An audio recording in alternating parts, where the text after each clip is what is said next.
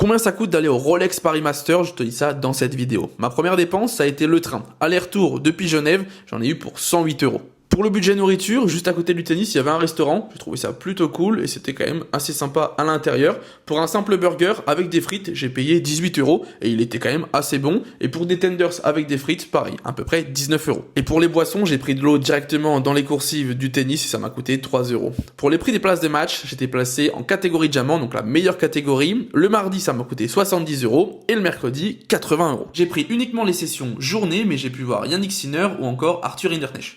Et pour ce prix-là, tu as accès également aux cours annexes. Et aux cours annexes, en général, tu peux voir les matchs de double. J'ai eu la chance de voir le dernier match de la carrière de Nicolas Mahut.